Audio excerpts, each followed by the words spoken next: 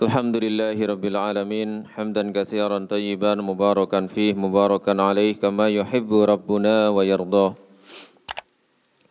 Asyhadu an la ilaha illallah wahdahu la syarika lah wa asyhadu anna Muhammadan abduhu wa rasuluh. Allahumma salli ala Muhammad wa ala ali Muhammad kama sallaita ala ali Ibrahim innaka Hamidum Majid. Wa barik ala Muhammad wa ala ali Muhammad kama barakta ala ali Ibrahim innaka Hamidum Majid. Ya ayyuhalladzina amanu taqullaha haqqa tuqatih wa la tamutunna illa wa antum muslimun.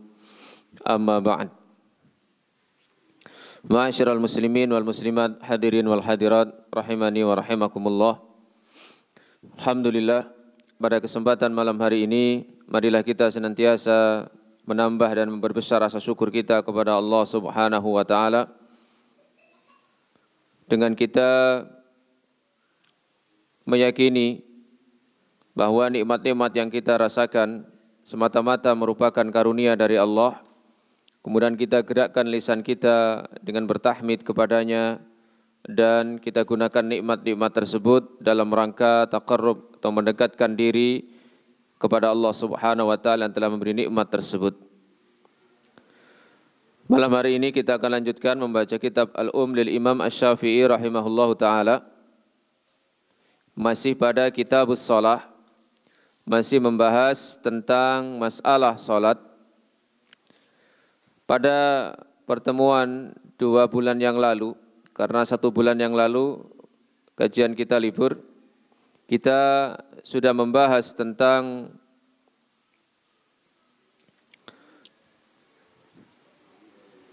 mengangkat kedua tangan saat bertakbir di dalam salat, yaitu bab yang ke-48 dari Kitabus Shalah. Maka berikutnya kita akan baca bab yang ke-49. Setelah mengangkat tangan takbiratul ihram, maka berikutnya adalah bab iftitahis shalah, bab iftitahnya salat. Karena secara berurutan ketika seseorang sudah melaksanakan takbiratul ihram, maka setelah itu mulai masuk pada bacaan-bacaan salat. Maka yang pertama adalah iftitahus shalah, iftitahnya salat. Akhbarana Ar-Rabi' qala akhbarana Asy-Syafi'i qala. Ar-Rabi' ini murid Al-Imam Asy-Syafi'i yang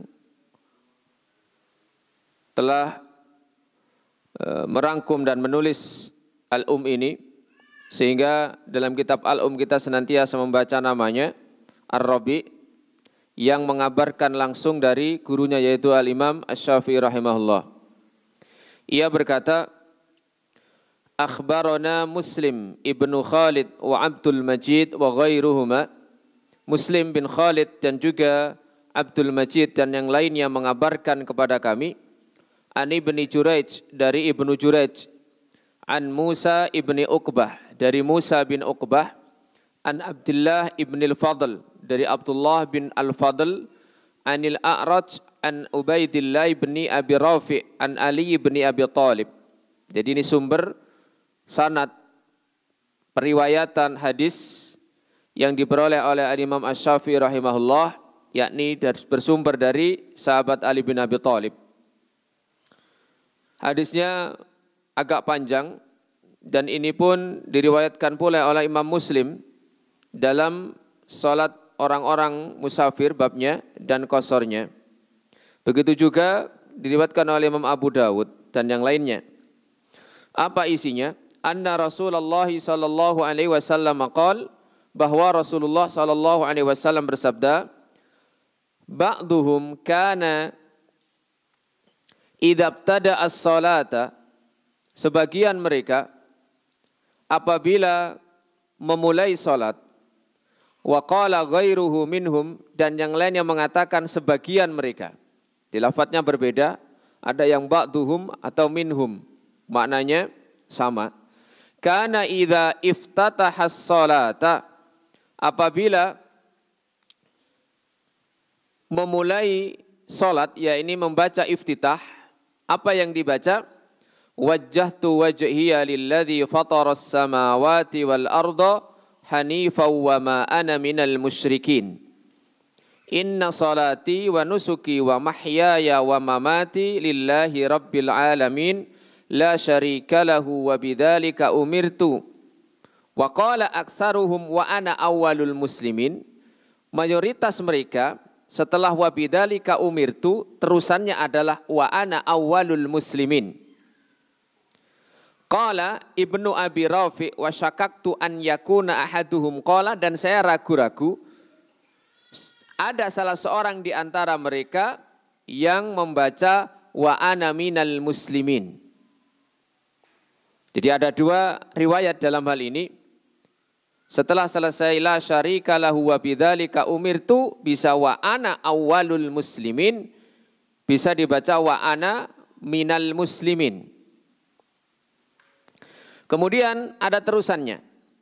Allahumma antal malik, la ilaha illa anta, subhanaka wa bihamdika, anta rabbi wa ana abduka, dhalamtu nafsi wa i'taraftu bidhambi, faghfirli dhunubi jami'a, la yaghfiruha illa anta. Wahdini li ahsanil akhlaq, la yahdi li ahsaniha illa anta.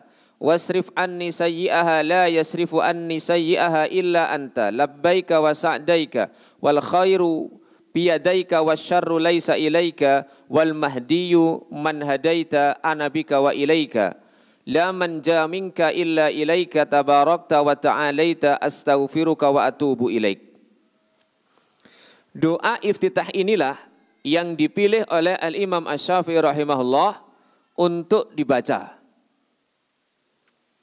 panjang, tidak hanya berhenti pada wa ana minal muslimin atau wa ana awwalul muslimin, tetapi rentetannya masih panjang. Dan dalam penjelasan nanti berikutnya, kalau ada yang menguranginya atau menambahinya, maka beliau menganggap makruh, beliau tidak suka. Jadi kalau sekiranya misalnya ada yang membaca sampai wa ana awwalul muslimin, maka menurut Imam Syafi'i beliau hukumi makruh. Atau setelah selesai astaghfiruka wa atubu ilaik kok ditambahi, maka ini pun menurut beliau hukumnya makruh. Dan hadis ini juga diriwayatkan tadi oleh Imam Muslim. Dan inilah yang menjadi pilihan Al-Imam Asy-Syafi'i rahimahullah sendiri. Jadi panjang. Iftitah yang wajjahtu tadi, tanpa ada inni. Tanpa ada lafadz inni. Jadi tidak inni wajjahtu, tapi langsung wajjahtu. Wajhiyah. Sampai astaghfiruka wa atubu ilaik. Nanti praktek mau iftitah nih. Tahu apa? Nggih.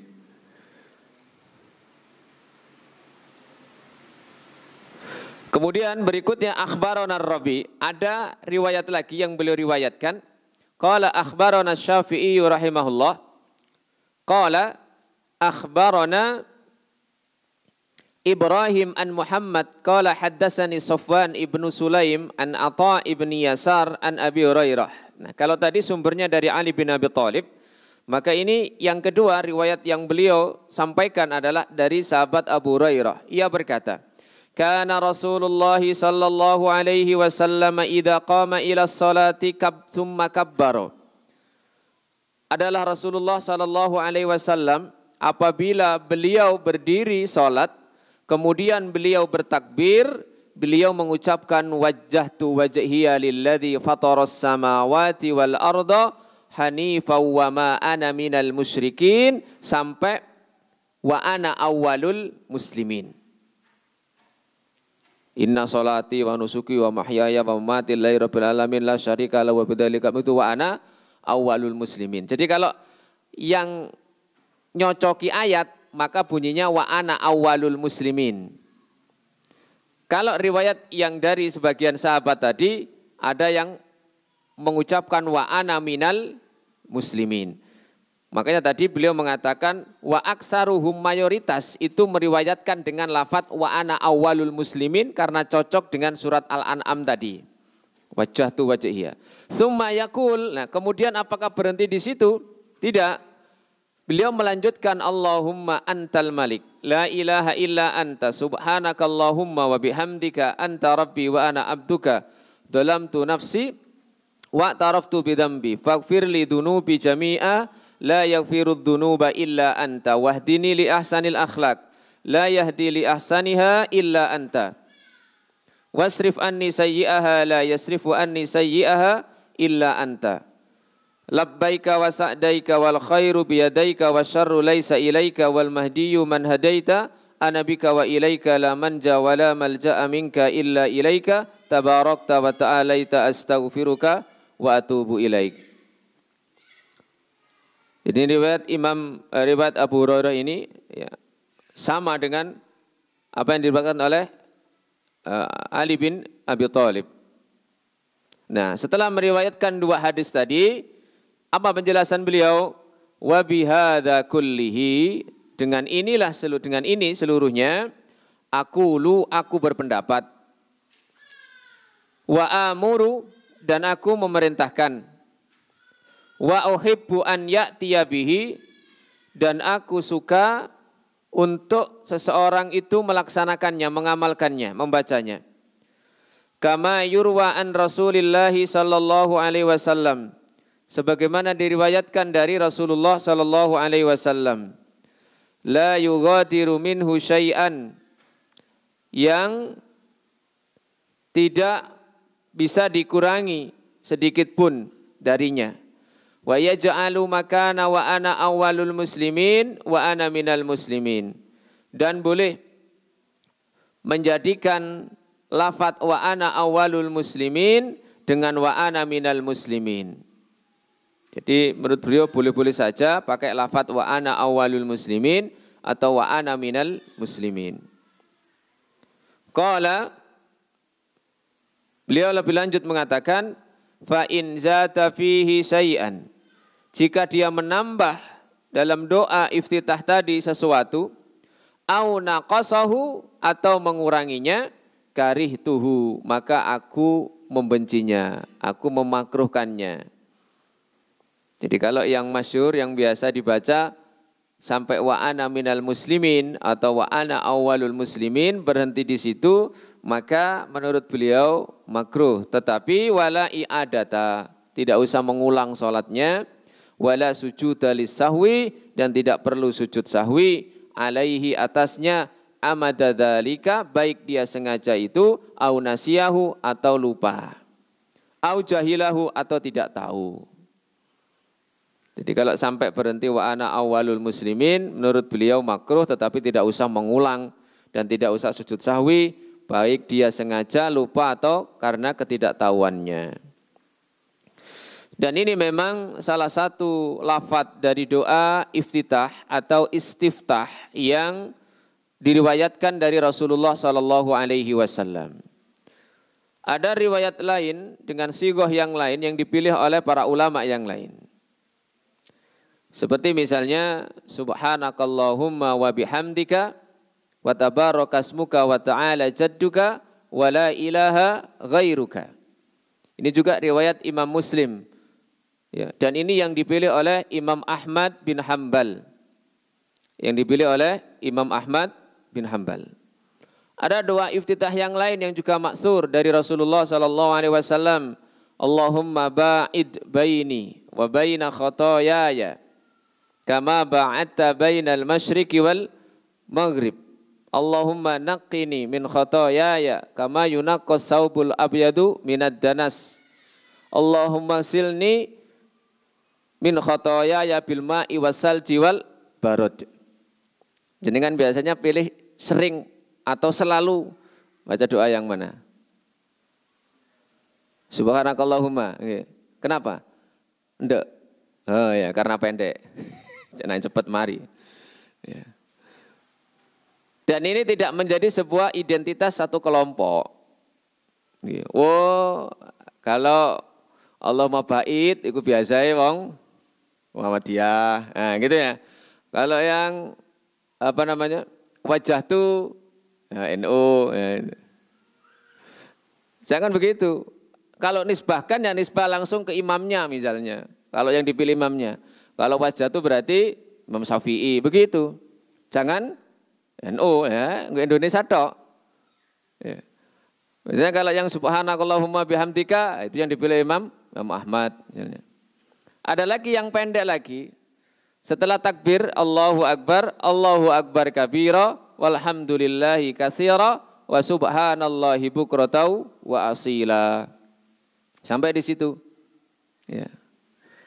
Dan para ulama itu melihat kebiasaan Nabi SAW itu kondisional. Artinya kondisional itu kadang-kadang beliau membaca ini, kadang-kadang beliau membaca itu, kadang-kadang beliau membaca yang lain lagi. Sehingga yang diriwayatkan dari Nabi itu tidak satu bacaan sholat itu. Nah kalau kita hanya hafal satu ya sholatnya sangat tidak mirip bahasanya begitu dalam tanda kutip dengan Rasulullah SAW. Sehingga orang yang sholatnya mirip dengan Rasulullah SAW mereka adalah orang yang pernah melaksanakan, mengamalkan, membaca doa yang juga dibaca oleh Nabi SAW, termasuk doa iftitah. Sehingga para ulama, misal kita pada saat setelah takbiratul ihram itu merasa begitu dekat dengan dosa, maka yang dibaca agar dijauhkan dari dosa apa? Allahumma ba'id baini wa baina khotoyaya. Atau kita saat itu ingin bertasbih kepada Allah, memuji Allah, ya, mensucikan nama Allah, maka yang pas adalah subhanakallahumma wa bihamdika dan seterusnya. Atau kita ingin menghadapkan wajah kita kepada Allah Subhanahu wa taala yang dibaca wajhatu dan seterusnya. Sehingga variatif dalam membaca doa. Samalah seperti ketika kita membaca misalnya doa ruku atau doa sujud, itu kan tidak satu yang maksur dari Rasulullah SAW. Ya. Doa tasyahud juga begitu, tahiyat. Ya. Di antara kitab yang ditulis oleh para ulama tentang berbagai macam dzikir-dzikir itu adalah seperti kalau Imam An-Nawawi beliau punya kitab namanya Al-Adhkar. Itu juga sangat lengkap, berbagai macam riwayat beliau sampaikan. Ketika tentang masalah kitabus shalah, mulai iftitah itu dinukil di situ berbagai macam riwayat yang maksur dari Rasulullah SAW. Dan hendaknya kita jangan hanya hafal satu macam doa saja. Sehingga kadang-kadang karena saking refleksnya kurang menghayati, saking spontanitasnya sehingga kurang ada penghayatan. Sebagian ulama mengatakan bahwa doa yang panjang wajhatu wajhiyya ini diriwayatkan dibaca Nabi pada saat sholat malam. Pada saat sholat malam.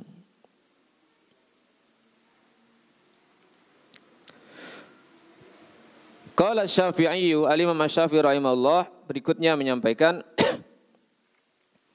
wa in saha anhu, dan jika ada yang lupa darinya, hina yaftatihus salata, tatkala iftitah salat, ada orang yang lupa tidak baca iftitah.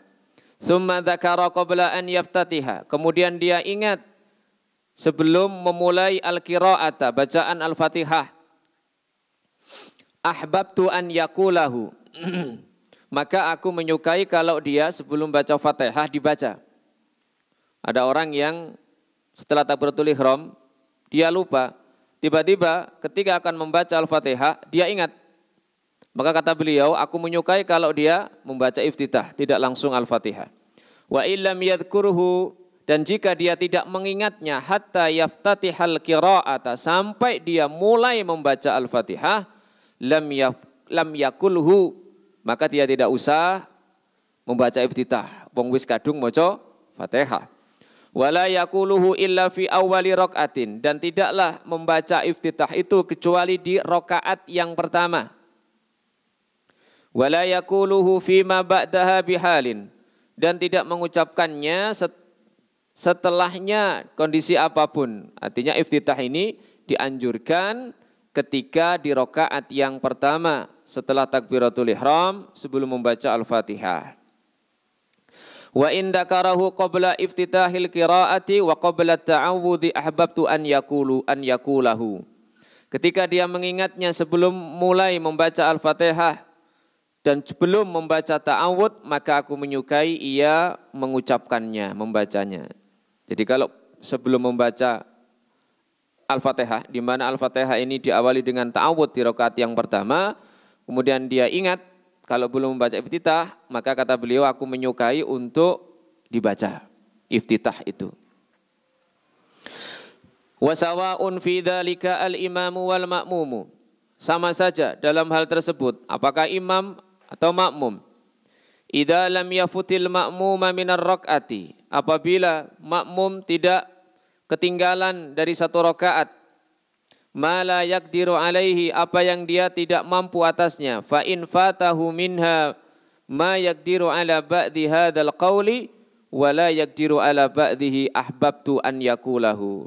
Seandainya dia ketinggalan darinya dari satu rakaat, apa yang dia tidak mampu untuk membaca sebagian dari iftitah ini, maka aku menyukai untuk tetap membacanya walaupun misalnya kemudian imamnya rukuk. Jadi misalnya ada seorang makmum yang agak telat datangnya, sudah mulai sholat, ya, kemudian dia masuk ke dalam shaf, dia membaca iftitah.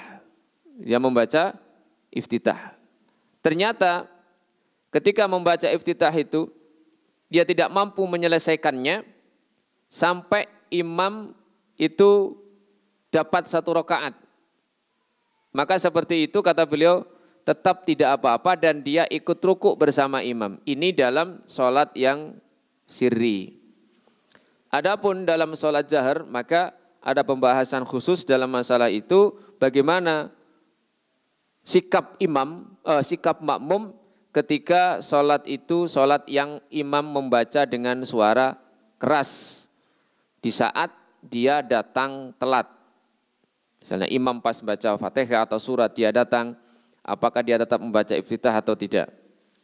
Itu ada pembahasan khusus dalam bab masalah pertengahan masalah kitabus shalah nanti. Berikutnya, wa in kana khalfal imami fima la yajharu fihi fafatahu minar rak'ah. Nah ini. Apabila dia di belakang imam yang tidak menjaharkan, lalu dia ketinggalan satu rakaat, ma law qalahu lam yaqra ummal Qur'an tarakahu. Sehingga ketika dia membaca iftitah itu, dia tidak sempat membaca Al-Fatihah, maka tidak usah membaca iftitah. Wa in qala ghairaha min dzikrillah wa ta'dhimihi lam yakun alaihi fihi syai'un.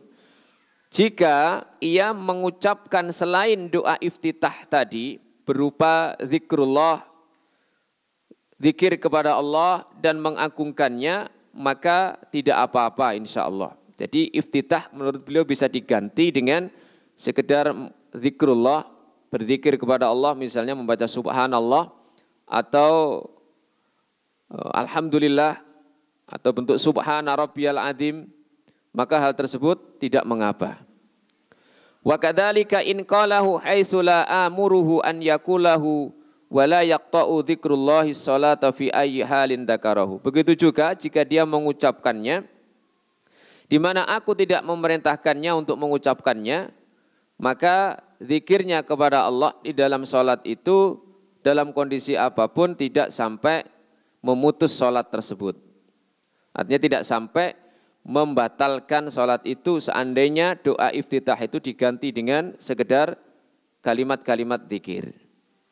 Wa yaqulu hadza fil fardhah wan nafilah. Dan ini dibaca pada sholat wajib maupun dan juga sholat sunnah. Ya, ini tentang doa iftitah. iftitah. Intinya kesimpulannya para ulama, doa iftitah itu adalah doa yang sifatnya zikir yang sifatnya sunnah. Ya, jadi tidak wajib. Karena sunnah diganti zikir biasa pun, tahmid atau ta'zim, ini pun tidak mengapa. Karena sifatnya sunnah.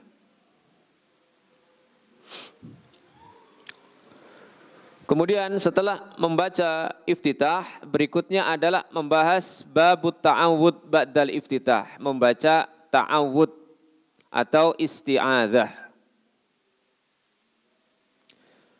Qala Syafi'i rahimahullah ta'ala, Al-Imam Asy-Syafi'i rahimahullah ta'ala berkata, Qala Allahu azza wa jalla, Allah azza wa jalla berfirman, Fa idza qara'tal Qur'ana fasta'idz billahi minasyaitonir rajim. Surat An-Nahl ayat yang ke-98.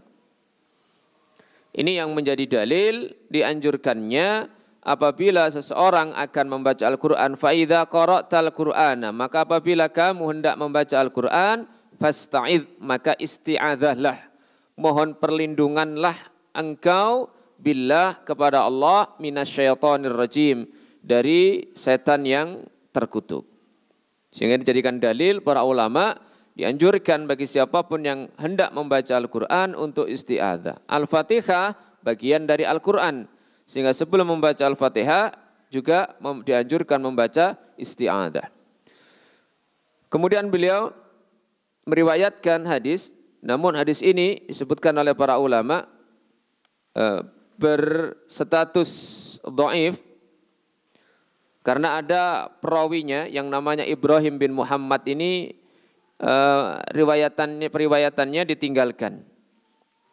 Jadi matruk sehingga menjadi dhaif. Bunyi riwayatnya begini.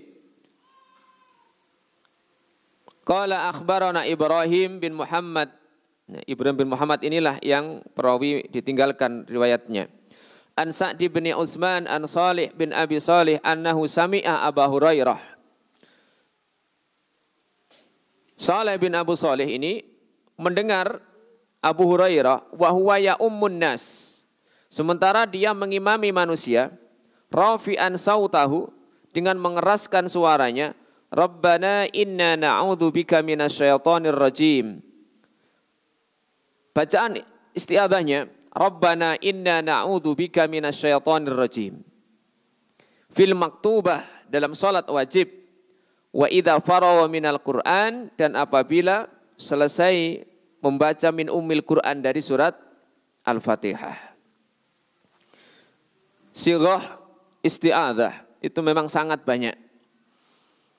Dan semuanya sahih maksur dari Rasulullah sallallahu alaihi wasallam. Kecuali beberapa riwayat yang memang dinilai oleh para ulama tidak sahih. Yang masyhur ini adalah lafaz a'udzu billahi minasyaitonir rajim. Jadi selalu ada kalimat mohon perlindungan. A'udzu, aku berlindung, billah, kepada Allah, minasyaitonir rajim, dari setan yang terkutuk. Atau ada juga A'udzu billahis samii'il alim minasyaitonir rajim. Atau ada lagi yang lebih panjang, A'udzu billahis samii'il alim minasyaitonir rajim min hamzihi wa nafthihi wa nafsihi. Dalam keterangan beberapa ulama ketika memberikan tafsir tentang isti'adzah, itu sighah lafaz isti'adzah itu lebih dari 10 bentuk, yang itu masing-masing diriwayatkan dari Rasulullah sallallahu alaihi wasallam. Wa kana Ibnu Umar yata'awwadzu fi nafsihi. Kalau tadi dengan sanad yang lemah, Abu Hurairah mengeraskan bacaan isti'adzahnya, maka Ibnu Umar ini yata'awwadzu fi nafsihi, membaca isti'adzah di hatinya, di dalam hatinya. Sehingga beliau pun berpendapat wa ayyuhuma fa'ala ar-rajulu, dari keduanya apakah dikeraskan ataupun dilirihkan di dalam hatinya dibaca ajza'ahu, maka sah baginya in jahara, jika dia mengeraskan, au akhfa, atau melirihkan. Wa kana ba'duhum yata'awwadhu hina yaftatihu qabla ummil Qur'an. Dan sebagian mereka isti'adzah ketika sebelum membaca Al-Fatihah. Wa bidzalika aqulu wa uhibbu, dan dengan itu aku berpendapat dan menyukai an yaqula a'udzu billahi minasyaitonir rajim. Aku berlindung kepada Allah dari setan yang terkutuk. Lafadznya yang masyhur yaitu a'udzu billahi minasyaitonir rajim. Wa idza sta'adza billahi minasyaitonir rajim, apabila dia memohon perlindungan kepada Allah dari setan yang terkutuk, wa ayyu kalamin ista'adza bihi ajza'ahu, dengan ucapan manapun dia memohon perlindungan maka sah. Makanya tadi saya sampaikan bahwa ada berbagai macam riwayat sighah bentuk kalimat isti'adzah.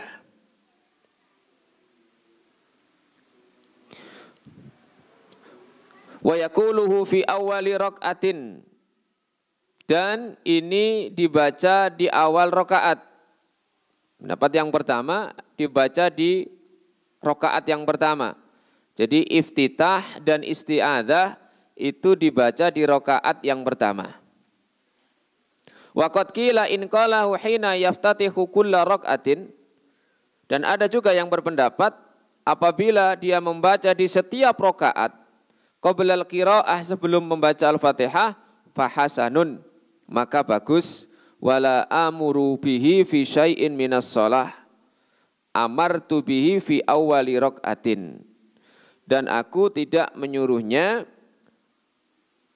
dalam sesuatu dari salat yang aku perintahkan di awal rakaat. Artinya beliau lebih cenderung hanya cukup dibaca rakaat yang pertama. Seandainya ada yang setiap rakaat sebelum Fatihah membaca isti'adzah, itu pun menurut beliau bagus, tidak apa-apa. Karena laki-laki memang hukumnya sunnah. Wa in tarakahu nasiyan au jahilan, dan jika dia meninggalkan karena lupa atau tidak tahu, au amidan atau sengaja, lam yakun alaihi i'adah, maka dia tidak wajib mengulangi salatnya, wala sujudu sahwin, dan tidak perlu sujud sahwi. Wa akrahu lahu tarkahu amidan, dan aku tidak menyukai kalau ditinggalkan dengan sengaja. Isti'adzah tadi. Wa uhibbu idza tarakahu fi awwali raq'atin, dan aku menyukai kalau sampai dia tinggalkan di rakaat yang pertama, an yaqulahu fi ghairiha, hendaknya dia membacanya di rakaat yang lainnya. Jadi kalau beliau asalnya memang menganjurkan di rakaat yang pertama saja membaca ta'awudz ini sebelum Fatihah. Tapi kalau sekiranya ada orang yang lupa, maka beliau menyukai untuk dibaca di rakaat kedua. Atau di rakaat kedua masih lupa, dia ingat di rakaat ketiga, maka dibaca di rakaat yang dia ingat itu. Wa innama mana'ani an amurahu an yu'ida, dan yang menghalangiku untuk memerintahkan dia mengulangi sholatnya jika tidak membaca isti'adzah, bahwa anna nabiyya sallallahu alaihi wasallam allama rajulan ma yakfihi fi sholati faqala kabbir summa qra.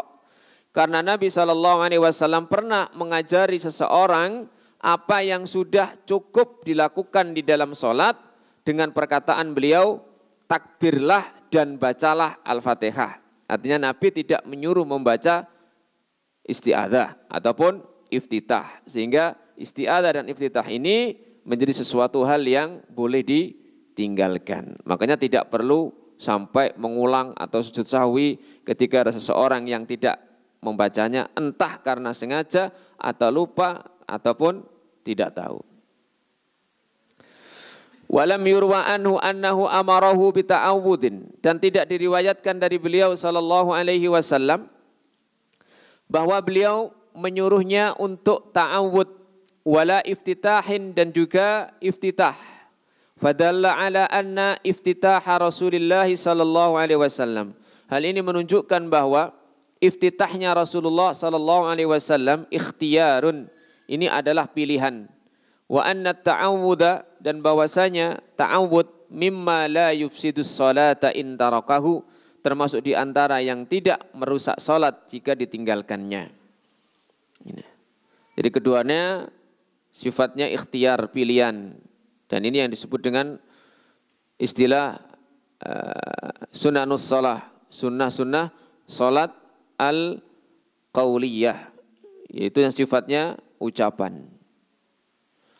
Namun ya, jika seseorang mampu dan punya kesempatan untuk membaca, melakukan sesuatu yang hukumnya sunnah, maka hal tersebut akan menambah pahala dari sholatnya. Tentang doa bacaan sebelum Al-Fatihah, ya tadi yang pertama adalah iftitah dan yang kedua adalah ta'awud. Yang keduanya ini merupakan sunnah. Bab berikutnya 51, bab al-qira'ati ba'da ta'awud, bacaan setelah ta'awud. Akhbarana Ar-Rabi qala Asy-Syafi'i rahimahullahu taala wa sanna Rasulullah sallallahu alaihi wasallam. Rasulullah sallallahu alaihi wasallam memberikan teladan an yaqra al-qari, orang yang membaca fis salati, di dalam salat, bi ummil Qur'an, dengan membaca ummul Qur'an yaitu Al-Fatihah. Wa dalla ala annaha fardun, dan menunjukkan bahwasanya bacaan Al-Fatihah ini adalah fardun 'alal musalli, wajib atas orang yang salat. Idza kana yuhsinu yaqra'uha, apabila bacaan Al-Fatihahnya benar. Dulu pernah dibahas, kalau orang bacaan Al-Fatihahnya tidak benar, apa yang dibaca? Misalnya ada orang yang bacaan Al-Fatihahnya salah, sampai merubah makna, ya, maka dia mengalihkan bacaan Al-Fatihahnya menjadi apa? Sudah lupa? Menjadi surat apapun, yang penting sama panjangnya dengan surat Al-Fatihah. Dia tidak bisa membaca Al-Fatihah dengan benar, tapi dia hafal surat lain dan bacanya benar. Sementara surat itu sepadan panjangnya dengan surat Al-Fatihah. Tapi kalau di masyarakat kita tidak mungkin, karena yang pertama kali diajarkan memang surat Al-Fatihah. Dan itu memang benar, karena itu yang prioritas utama, karena termasuk di antara bacaan rukun sholat yang dilakukan setiap hari. Adapun surat-surat itu, maka prioritas setelah surat Al-Fatihah. Jadi Al-Fatihahnya dihafalkan dulu, kemudian dibenarkan bacaannya. Kenapa? Karena ketika seseorang tidak benar bacaan suratnya, tetapi Fatihahnya benar, maka sah. Tapi kalau bacaan suratnya benar, sementara dia tidak membaca, bacaan Al-Fatihahnya tidak benar, maka ini menjadi masalah.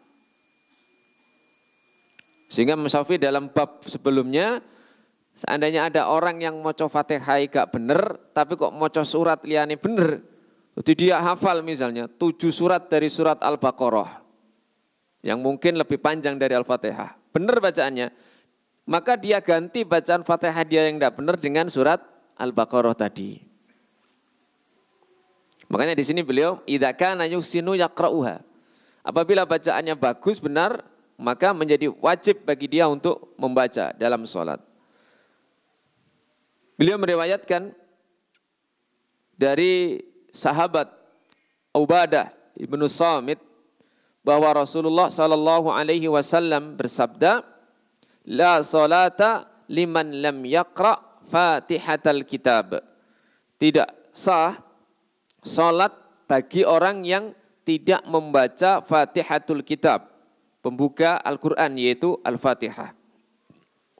Begitu pula riwayat yang kedua dari sahabat Abu Hurairah bahwa Rasulullah sallallahu alaihi wasallam bersabda, "Kullu salatin lam yuqra fiha", setiap salat yang tidak dibaca di dalamnya, bi ummil Quran, dengan ummul Quran, fahiya khidajun, maka dia kurang. Baik, kita lanjutkan apa yang disampaikan oleh Imam Syafi'i rahimahullah dalam bab bacaan setelah ta'awud, yakni bacaan Al-Fatihah. Yang pertama adalah bahwa Al-Fatihah itu merupakan hal yang wajib bagi setiap orang yang sholat untuk membacanya. Karena tidak sah sholat orang yang tidak membaca Al-Fatihah. Hanya saja para ulama berbeda pendapat ketika seseorang itu berstatus sebagai seorang makmum. Apabila seseorang menjadi makmum dalam salat berjamaah yang sirri seperti zuhur dan juga asar, maka para ulama sepakat bahwa wajib bagi makmum itu membaca surat Al-Fatihah. Namun apabila salat tersebut adalah salat jahriyah, di mana imam membaca dengan keras surat Al-Fatihah seperti maghrib, isya, subuh di rakaat pertama dan kedua, maka inilah yang menjadi perbedaan mereka. Imam Malik berpendapat bahwa di dalam salat jahriyah yang Fatihah dibaca keras oleh imam, maka bacaan imam sudah mengcover bacaan makmum. Sebagaimana yang diriwayatkan oleh beliau dalam Al-Muwatta, bahwa man kana lahu imamun fa qiraatul imami lahu qiraatun. Barang siapa yang punya imam, maka bacaan imam itu adalah bacaan bagi dia. Sehingga ketika seorang makmum salat bersama imam yang membaca Al-Fatihah dengan keras, maka tidak usah membaca Al-Fatihah. Sementara di mazhab Imam Syafi'i bahwa baik di salat jahr maupun salat sirri lebih-lebih tetap makmum harus membaca Al-Fatihah. Kapan? Ini yang masyhur di mazhab Syafi'i adalah setelah selesainya imam membaca Al-Fatihah sebelum membaca surat. Di mazhab Hambali, seperti yang disampaikan oleh Ibnu Taimiyah, melihat kondisi orang yang diam, konsentrasi ketika imam membaca dengan jahr, maka ini diam mendengarkan bacaan imam. Dalilnya adalah wa idza quri'al Qur'anu fastami'u lahu wa ansitu la'allakum turhamun. Dan para ulama sepakat ayat ini turun tentang masalah salat. Apabila dibacakan Al-Qur'an, maka diam, simak, dengarkan agar kalian mendapatkan rahmah. Namun jika tidak bisa konsentrasi, maka boleh membaca Al-Fatihah. Kapan? Kata beliau, Ibnu Taimiyah dalam Majmu' Fatawa beliau, yang pertama bareng dengan bacaannya imam. Bareng dengan bacaannya imam. Yang kedua di sela-sela bacaan Fatihahnya imam. Ma'aqira'atil imami al-Fatihata, bersama dengan bacaan Fatihahnya imam atau di sela-selanya. Misalnya ketika imam itu mengawali dengan alhamdulillahirabbil alamin, Maka makmum setelah itu membaca alhamdulillahirabbil alamin. Sehingga nanti aminnya itu bareng dengan aminnya imam. Karena nanti ada hadis man kana man wafaqa ta'minuhu ta'minal malaikah ghufira lahu ma taqaddama min danbi. Siapa yang aminnya bareng dengan aminnya para malaikat dan aminnya malaikat itu bareng dengan aminnya imam, maka dia dosa-dosanya yang telah lalu diampuni oleh Allah. Sehingga Ibnu Taimiyah ini mengkritik pendapat di mazhab Syafi'i yang membaca setelah Fatihah sebelum imam membaca surat. Kenapa? Karena nanti aminnya tidak bareng dengan aminnya imam, karena dia amin sendiri. Ya kan? Misalnya saya membaca Al-Fatihah setelah amin bareng tadi itu. Dia membaca Fatihah sendiri, saya kan amin sendiri. Nah, ini yang dikritik oleh Ibnu Taimiyah. Ala kulli hal, maka hal ini termasuk ranah khilaf para ulama. Ya. Kita akan baca apa yang disampaikan oleh Imam Syafi'i sendiri tentang membaca Al-Fatihah ini.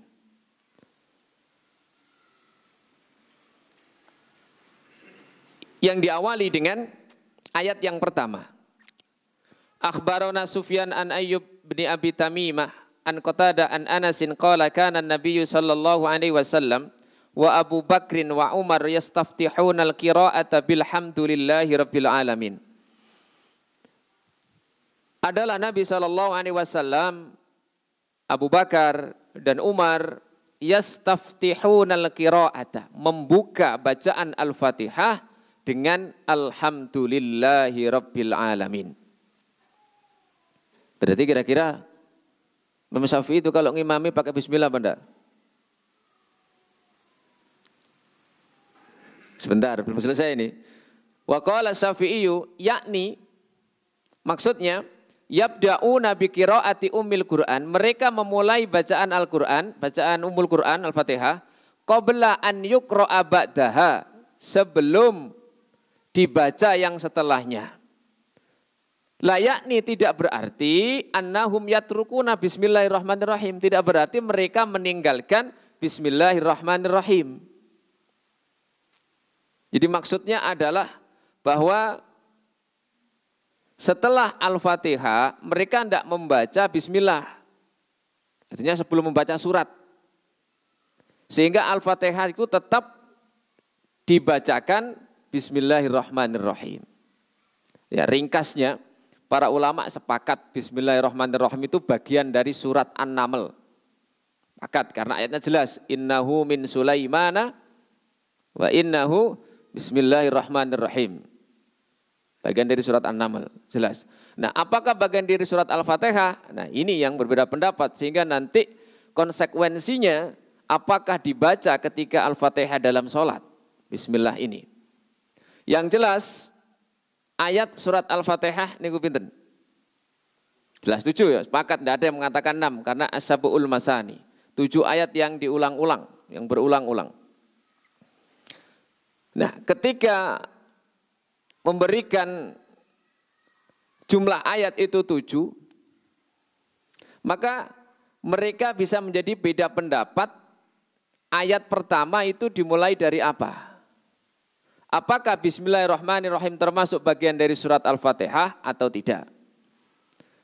Imam Syafi'i rahimahullah, beliau menyebutkan 1, 2, 3, 4, 5, 6 riwayat yang menyebutkan bahwa bismillahirrahmanirrahim itu bagian dari surat Al-Fatihah. Sehingga dibaca dengan jahar. Sehingga dibaca dengan keras.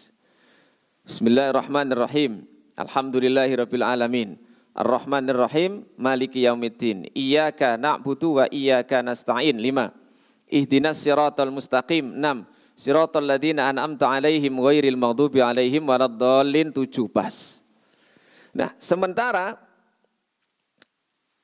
Imam Ahmad dan juga Imam Malik itu mengatakan bahwa bismillah itu tidak termasuk bagian dari surat Al-Fatihah.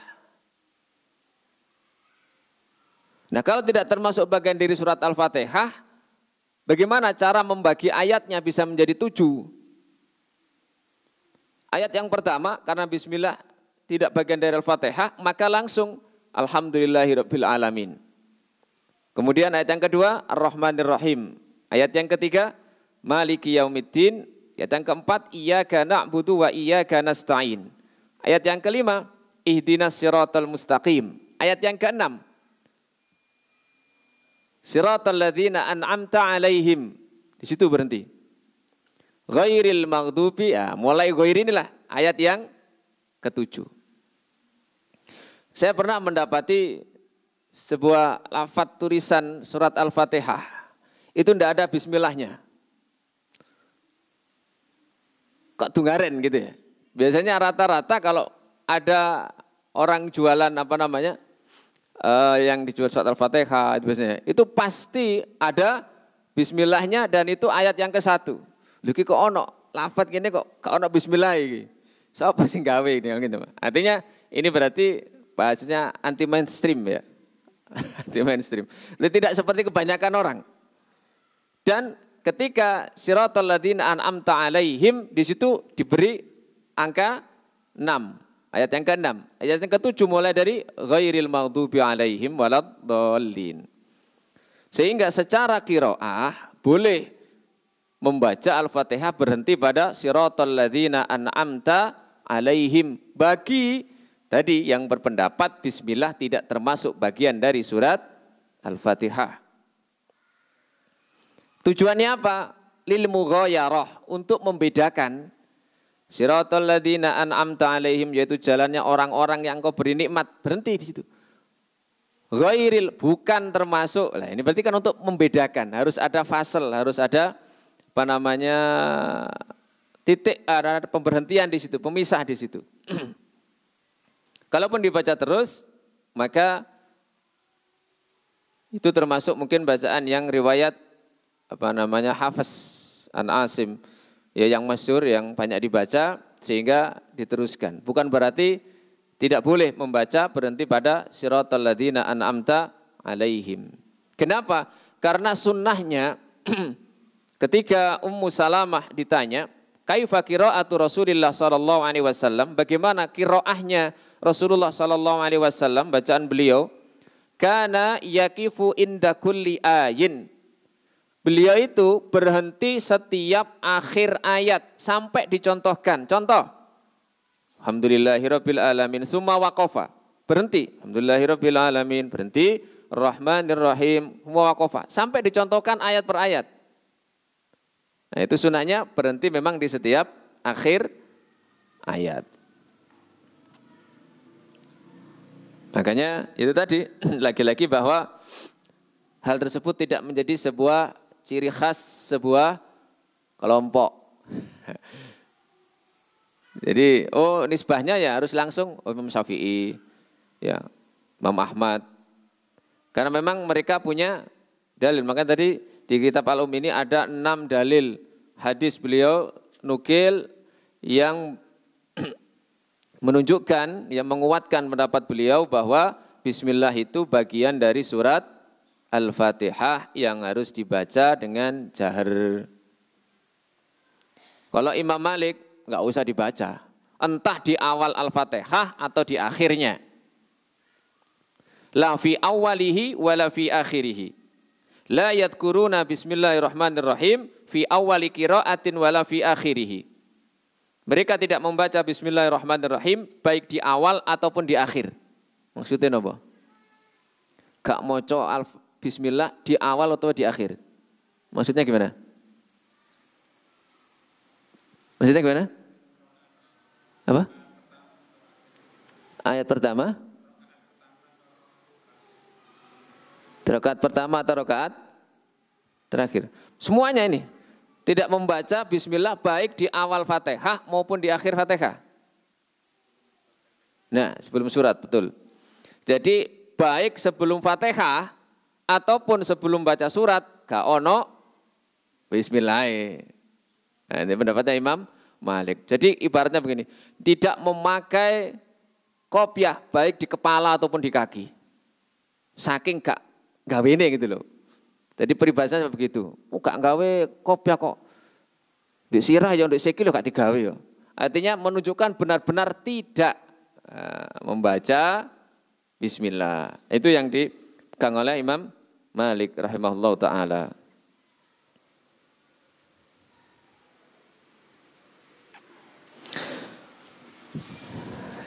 Dan ya ini, siapa yang tidak membaca bismillah, fa in tarakaha, jika dia tidak membaca bismillah, meninggalkan bacaan bismillahirrahmanirrahim, au ba'daha atau sebagiannya, lam tajzihir rakaat itu enggak sah. Ini ekstrim ini ya.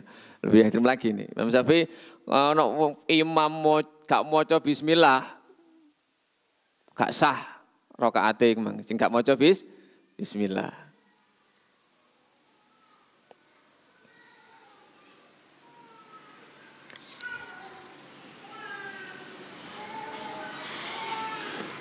Ya makanya ada sebagian mungkin ya orang, wah ini sing imami iki gak maca bismillah. Wis gak gelem melok. Gak gelem melok jamaah. Ya. Padahal bisa jadi imamnya membaca tapi lirih ya, seperti Imam Ahmad ya, disunahkan untuk melirikan bacaan bismillah. Ya, karena untuk menunjukkan bahwa bismillahirrahmanirrahim tidak bagian, tidak termasuk dari surat Al-Fatihah.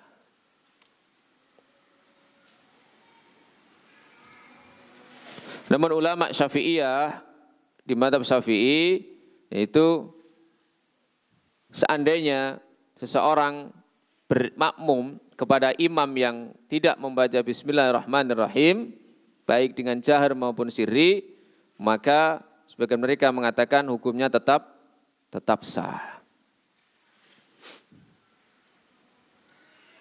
Ya, karena bagian dari bagaimana para ulama membuat kesimpulan yang berbeda berdasarkan dalil-dalil yang ada. Kalau dalil yang paling mencolok yang digunakan oleh Imam Syafi'i rahimahullah dan juga ulama Syafi'iyah, bahwa Abu Hurairah itu pernah mengimami sholat, kemudian beliau menjaharkan bismillahirrahmanirrahim dan mengatakan bahwa aku sholat di belakang Rasulullah Sallallahu Alaihi Wasallam dan beliau membaca Bismillahirrahmanirrahim, dan aku adalah orang yang paling mirip sholatnya dengan Rasulullah Sallallahu Alaihi Wasallam di antara kalian. Ya. Nah, sementara ada hadis qudsi tadi, qasamtus sholata baini wa baina abdi nisfaini, saya membagi sholat yaitu Al-Fatihah jadi dua bagian, separuh untukku, separuh untuk hambaku. Idza qala al-abdu alhamdulillah, apabila seorang hamba mengucapkan alhamdulillahirabbil alamin, ya, berarti kan diawali dari alhamdulillah. Ya. Ini perbedaan yang sangat kuat ya. Dan insya Allah kata guru saya ya, sampai kiamat tidak bisa sinkron ya. Ya. Wallahu a'lam bishawab. Ya. Baik. Mungkin ada pertanyaan, 1 menit, 2 menit. Nih, kalau tidak ada kita cukupkan sekian, mudah-mudahan menjadi ilmu yang bermanfaat dan menjadi tambahan wawasan kita. Kita tutup dengan doa kafaratul majlis. Subhanakallahumma wa bihamdika asyhadu an la ilaha illa anta astaghfiruka wa atubu ilaik wa akhiru da'wana alhamdulillahirabbil alamin. Assalamualaikum warahmatullahi wabarakatuh.